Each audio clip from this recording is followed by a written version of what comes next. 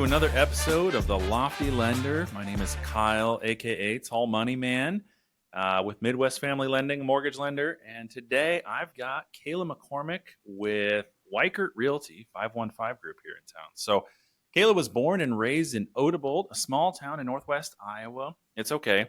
You're not the only one who's never heard of it. She attended Simpson College in Indianola, where she played collegiate golf and majored in exercise science before stumbling into the car business. Due to her love for Wranglers, she worked for Chrysler, Dodge, Jeep, Ram, and dealerships in both Iowa and Michigan for nearly 12 years, spending the majority of those years as the director of finance. Seeking a new talent challenge, she and her husband decided to start a new journey in real estate. Within Kayla's first year as a realtor, she achieved the Top Agent of the Year award at her brokerage. She loves animals, comedies, the hot summer sun, and exploring new places to eat. Welcome to the show. Hi, thank you. All right, business and beyond.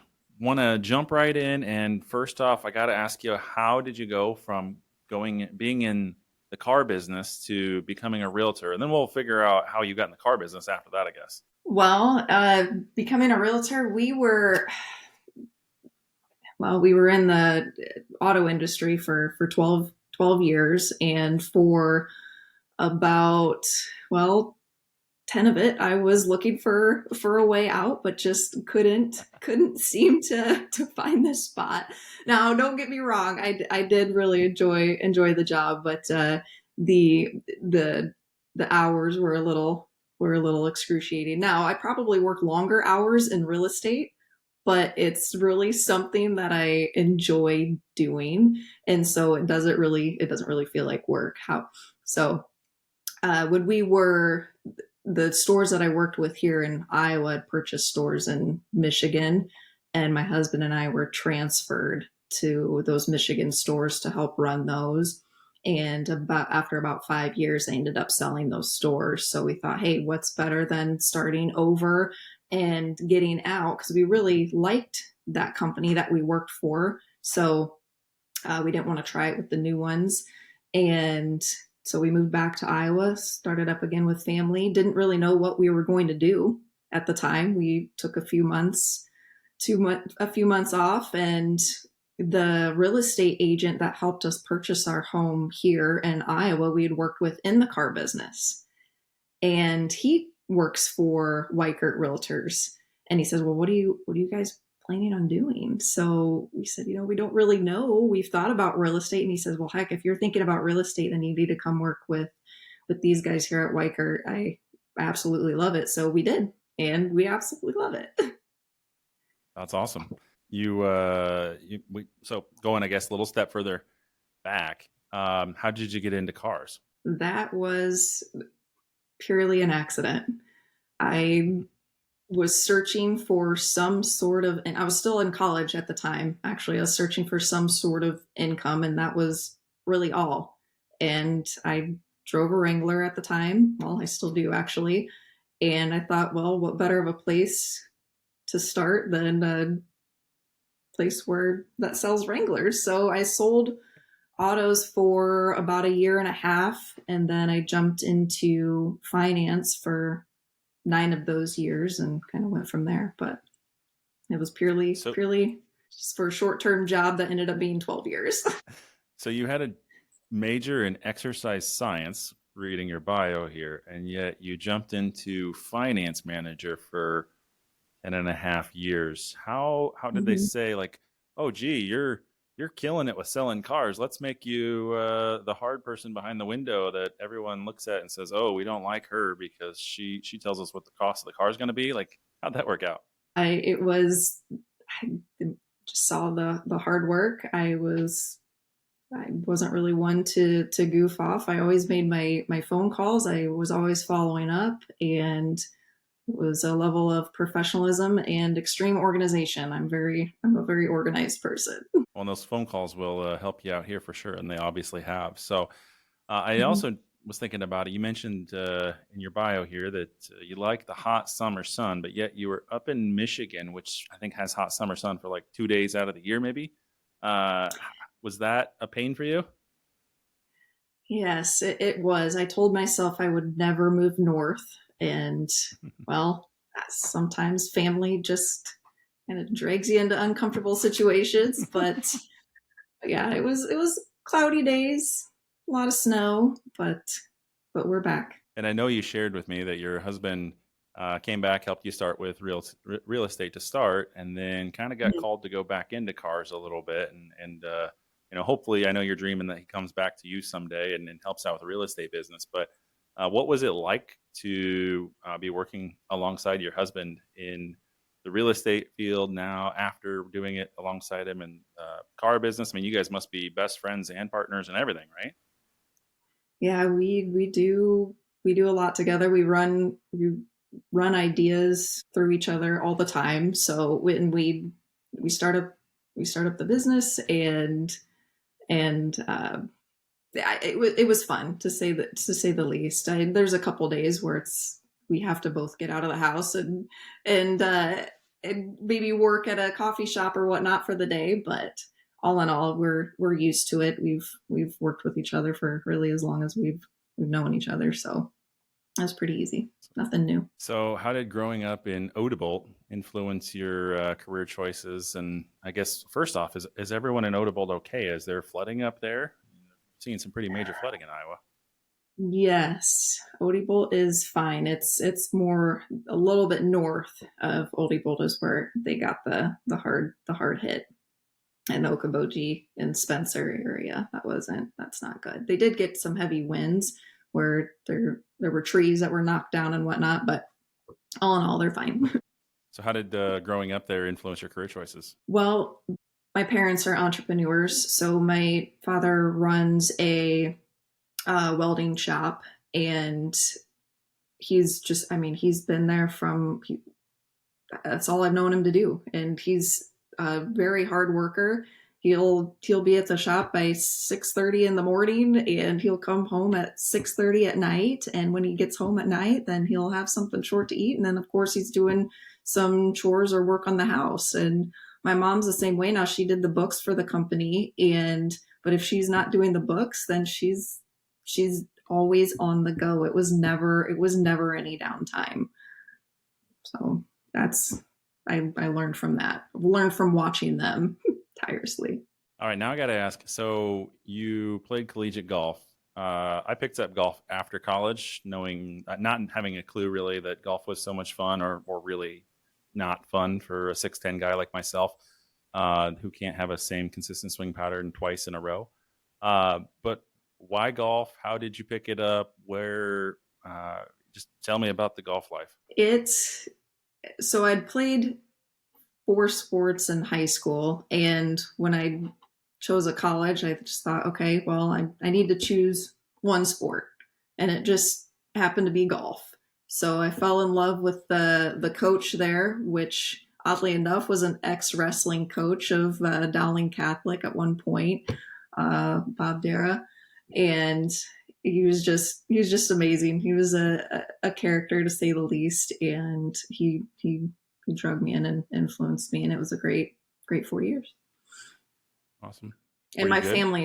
family is a huge golfing family. So my brother and my nephew's grown up to be quite the star. So, when you guys go out as a family, is everybody a scratch golfer?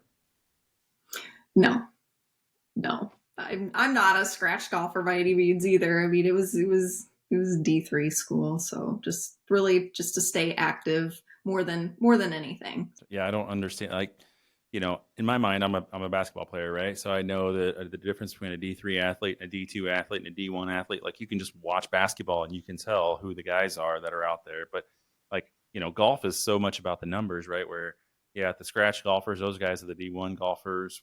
D2 are those guys maybe like +3 to 5, and then D3 is well beyond that, or like what is that? Like, is there a number that you strive for? I guess like championships No, win at +10. I don't know. yeah, no, there's no rhyme or reason to it, I guess. Man, you're not helping me. I'm gonna have to do some more research on this. I like this. This is fun. So what other hobbies then do you enjoy doing outside of work if it's not golf? Bill and I, we love trying new places to eat, right? It said that in my bio, and it's really, I don't know if it's necessarily places to eat as well as trying new breweries around town. We like trying new drinks.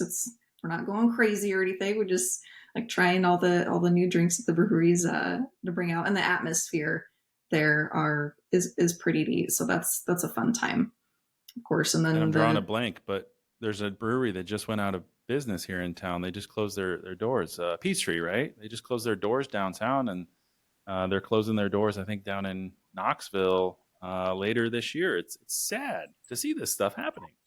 Yeah, there was another one too in Johnston, I believe, had shut down as well.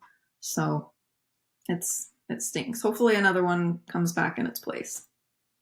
Yeah, unfortunately, I think the craft brew market is oversaturated. So that's sad to see those go. But as long as Confluence sticks around, that's my go-to spot. I will go to Confluence every day if I could. The golden keg they tap on Fridays when they have a new keg that they're coming out with, and their blue corn con leche. My podcast is out there. If anybody out there knows anybody at Confluence, I would really appreciate telling them to have that year round, because that's the best stuff in the world. It's like a lager with a chili in it, and makes it a spicy beer. Oh, it's perfection. So, anyways, not to derail the conversation here. Yeah, no. So, what's the goal with your business? Where do you plan to take it? I know you've kind of told me a little bit about how you're growing. You want to share that? So in the first year of our business, we managed to help 35 families. So this next full year is to at least help a family a week, right? So 52 transactions, and it may take a year or two to get there, but 52 transaction would be our short term goal. Our long term goal is, well, next year I'm going to start studying for my broker's license and achieve that, and eventually we would like to run a small brokerage. So within the next 5 to 10 years, that would be something that we would be looking into doing. It would be a small team, maybe 5 to 7 team members is all, but that's our ultimate goal. Awesome, love it. So then, are there any personal goals you're working towards that you'd like to share? Right now, it is full on real estate. So they really kind of run together right now. Like I said before, it's something that I enjoy so much that I haven't really set aside any personal goals per se. But of course, housework. There's always landscaping that needs to be done, and goals to improve the home. But it's all real estate right now. Love it. All right, getting into the quick pick segment. I got a few things. I'm going to have you answer just the first thing that comes to your mind. It's this or that type of questions, and you can expand upon them if you'd like, or we can just move right on. First one up is podcast or radio. Podcast. You're in the car all the time, and that's the thing you do is you turn on podcasts and you just listen to podcasts left and right as you're driving around. Yes, podcasts in the car and audiobooks in the morning. I like that. Education and then all the junk. Love it. Yeah. Sneakers or dress shoes? Oh gosh. I love sneakers. However, I tend to wear more dress shoes than I do sneakers. But Is your husband tall? he's no. He's not. I think you were wearing wedges the day that you and I first had coffee, and I was like, "You're already tall, and those wedges make you even taller." Your husband he's either looking like way up at you, or maybe he's just really tall. I don't know. Yeah, no, he's an inch or two. He's 2 inches taller than me. We'll see. Fair. Yep. So that's something you actually have to constantly consider. My wife, on the other hand, she's 5'8". She doesn't ever have to consider whether or not she's going to be taller than me. Right? We go out in places. I'm like, wear some 10-inch heels. I don't care. Go for it. At the very beginning, I wore flats a lot, and when we went out places, and I'm to the point where now it's like, gosh, I know I really want to wear heels during it, so I do, and he's okay with it. Good.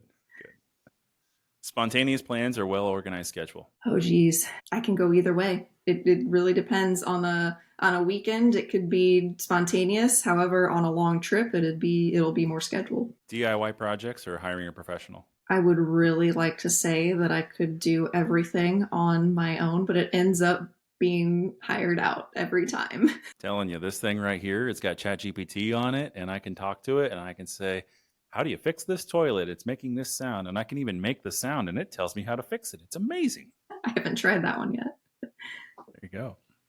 Handwritten notes or digital reminders? Digital reminders. Camping or staying in a hotel? You know, I've never been camping. I've always wanted to try it, but I can't tell you if I'd like it or not. There's too many bugs for me. And I don't think I fit in tents anymore. Like I used to not be very good at fitting in tents. Now I'm huge. I attract a lot of mosquitoes. Mosquitoes love to bite me. So if it's in a tent, probably not. If it's in a camper, then I'm all in. You know, I recently heard that depending on the color of clothing that you're wearing, that can also attract mosquitoes. They found that, I want to say it was like red and black or something like that. Those are the two colors that mosquitoes really like. So if you wear a green or a blue, you're less likely to get bitten. Something to I'll keep in have to mind. remember that. Yeah. Thank you. Fiction or nonfiction? Fiction. Really? That's great. I just, most times when I talk to people, they want to read the self-help books like myself. And I just haven't had an agent say fiction. I love that. That's your hobby right there. That's the thing that you get to enjoy. I love it. Group activities or solo adventures? I like group activities. I like to be around a lot of people. Classic cars or modern cars? Classic. That's a question I had to pull out for you because I just felt like it made sense. What kind of classic car? Oh geez, it's going to be your Chargers or the older Mustangs. I mean your muscle cars is what it would be. Yeah. Being in the car business, I feel like that's the only answer. Favorite local restaurant you've discovered? Oh geez, it is hard to dial it down to one, but we live right next to Pelican Post in West Des Moines, so we love that for outdoor patio area. For good Mexican food, it's Blue Agave over in the West Des Moines Waukee area as well. That's a great atmosphere, and the employees there they're amazing. Hey Lalo. Awesome.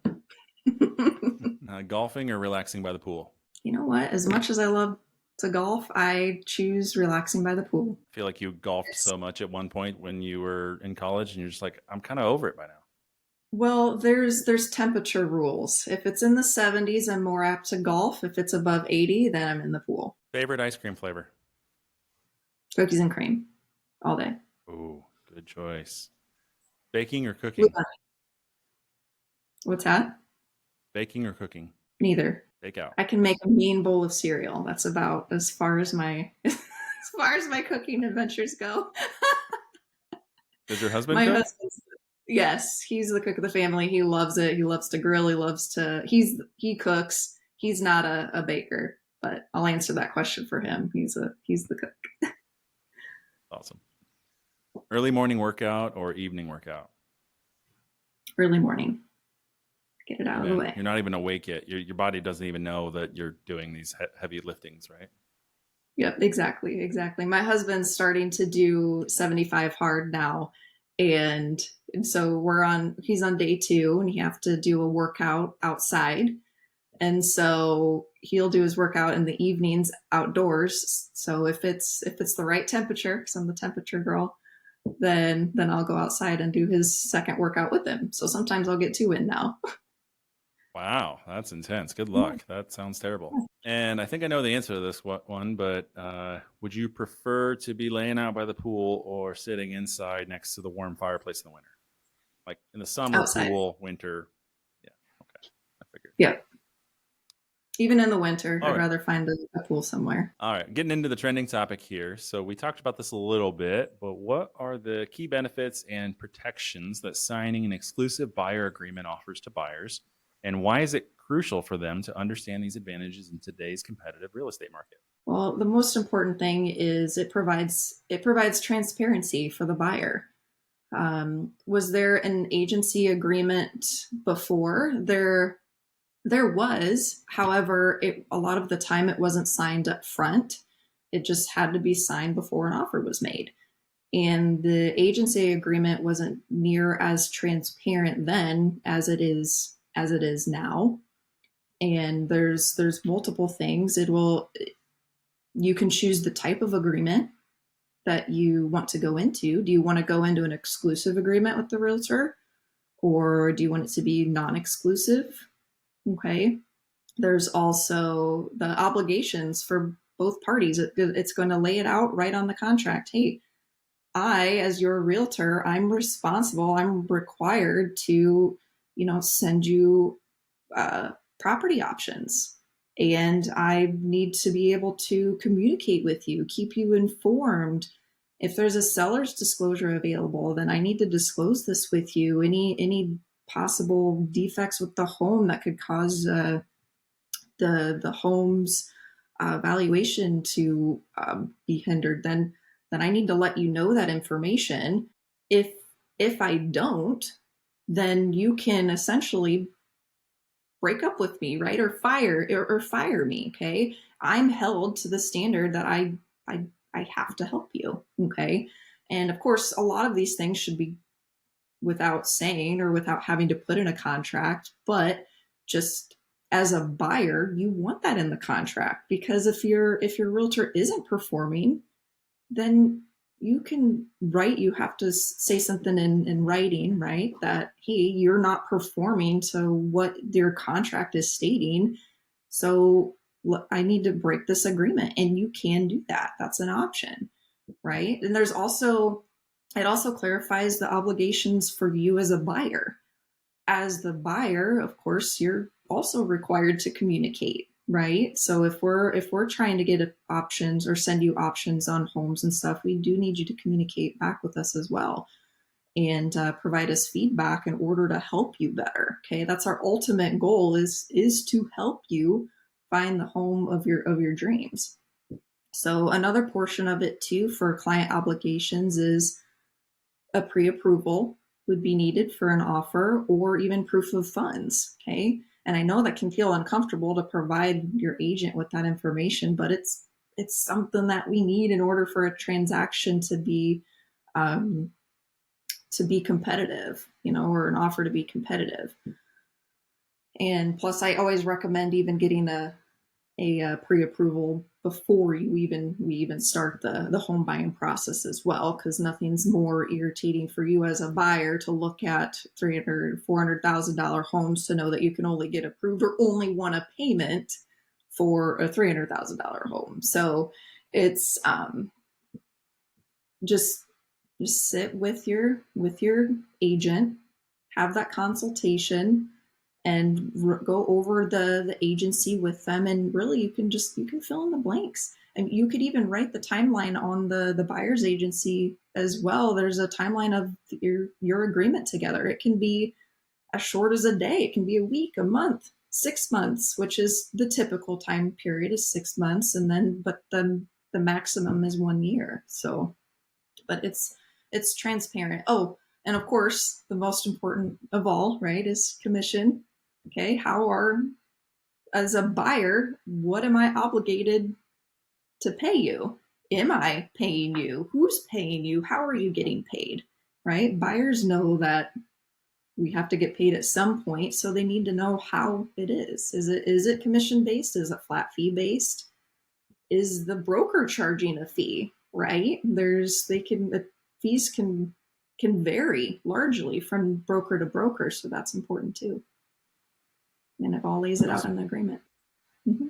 Yeah, I love it. And I feel like as you mentioned, it's created more transparency in the market, right? And so Yeah. there's less left to right before writing the offer. I really found this house. This is the perfect house. I don't really like this agent, but they showed it to me. So I'm just going to sign it so that way I can get all this stuff through. Like you have those conversations up front, you go through all that stuff ahead of time, and then you find out, they're not upholding their end of the bargain. I wanted to see this house and they didn't respond, or whatever the case may be. It creates Mm-hmm. an agreement. I honestly kind of relate it back to college football right now, and how all these kids are getting paid millions and millions of dollars to show up, and they show up for a day of camp and they decide they don't like it there and they leave. Like, there's no contracts in place. Kids are just getting thrown money. But that's a whole other topic for another podcast. Go check out another show. Right.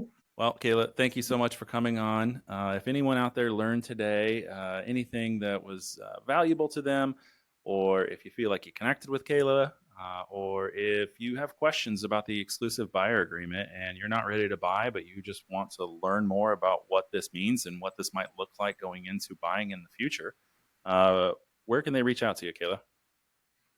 Call me or text me at any time. I'm at 515-717-7680. And you can also find me on Facebook. I'm at McCormick Team 515 Realtors, and on Instagram at McCormick Team 515. Awesome. Well, thank you again for joining today. It was a pleasure having you. And Thanks make for sure having to me. hit that subscribe button, follow us on social media, and stay tuned. And as always, if you enjoyed the show, please leave us a review and share it with your friends. Your support means the world to us and helps us bring you more exciting guests. Thank you for listening. And until next time, stay curious. We'll see you next week on The Lofty Lender.